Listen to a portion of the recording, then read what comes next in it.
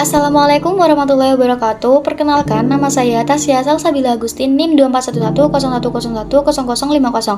Di sini saya akan mempresentasikan mengenai bab intelijensi yang terdiri dari 3 subbab. Subbab pertama adalah konsep kecerdasan. Apa itu kecerdasan? Kecerdasan itu merupakan sebuah kemampuan untuk memecahkan masalah serta belajar dan beradaptasi dari sebuah pengalaman. Lanjut, tes kecerdasan. Nah, tokoh yang pertama kali mengembangkan tes kecerdasan adalah Alfred Binet yang menggunakan konsep usia mental, sedangkan Williamson menggunakan konsep IQ yang dimana usia mental seorang dibagi dengan usia kronologi serta dikalikan dengan 100. Lanjut, teori kecerdasan majemuk. Terhis Thornberg berpendapat bahwasanya kecerdasan itu datang dari 3 hal, yakni analisis, kreatif, dan praktis. Sedangkan Howard Gardner berpendapat bahwasanya kecerdasan itu terbagi menjadi 8 jenis yang lebih spesifik, yakni yang terdiri dari verbal, matematis, spasial, gerakan, musikal, interpersonal, dan naturalistik. Lanjut, sedangkan menurut Peter Salovey dan John Mayer, dia berpendapat bahwasanya kecerdasan itu merupakan kecerdasan emosional yang digunakan untuk memahami dan mengekspresikan emosi secara akurat dan adaptif. Lanjut, tentang neuroscience kecerdasan. Biasanya, tingkat kecerdasan yang lebih tinggi itu berkaitan dengan jaringan saraf yang terletak di lobus frontal dan parietal. Lanjut, mengenai pengaruh keturunan dan lingkungan. Nah, pencapaian pendidikan yang diraih oleh orang tua kandung lebih baik untuk skor IQ anak daripada pencapaian yang diraih oleh orang tua angkat anak. Lanjut, dari segi lingkungan, lingkungan itu juga memainkan peran penting dalam kecerdasan. Hal ini berarti bahwasanya ketika kita memperbaiki lingkungan anak, maka kecerdasan anak itu akan meningkat. Lanjut, mengenai perbandingan kelompok, seperti yang tertera pada PPT tersebut, terjadi bias budaya di dalam perbandingan kelompok tersebut di dalam pembagian kecerdasan.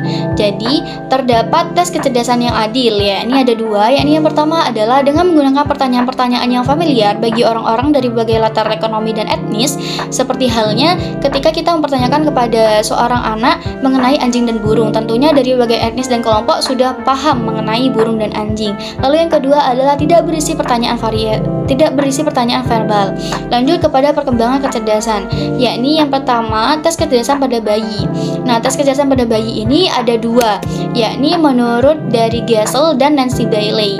Sedangkan mengenai stabilitas kecerdasan hingga masa remaja, tentunya kecerdasan itu tidaklah stabil seperti yang dikatakan oleh peneliti, namun kecerdasan itu memiliki arti tertentu. Kecerdasan anak-anak berubah, tetapi tetap berhubung dengan titik-titik awal perkembangan.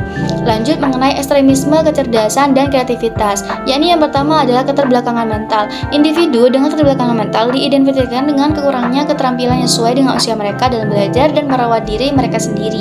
Lalu, mengenai keberbakatan, biasanya anak-anak yang berbakat itu memiliki ciri yang pertama adalah memiliki kemampuan yang lebih cepat. Yang kedua adalah membuat penemuan sendiri dan memecahkan masalah dengan caranya yang unik. Yang ketiga adalah mereka menunjukkan minat yang kuat dan obsesif dan kemampuan untuk fokus. Lalu, mengenai kreativitas, kebanyakan orang kreatif itu cukup cerdas, namun sebaliknya belum tentu benar, karena banyak orang yang sangat cerdas yang diukur dengan nilai tinggi dengan tes kecerdasan, namun tidak cukup kreatif. Seperti halnya banyak orang yang sangat cerdas menghasilkan sejumlah besar produk, namun belum tentu baru. Jadi kreatifannya masih kurang. Baik, sekian dari saya. Wassalamualaikum warahmatullahi wabarakatuh.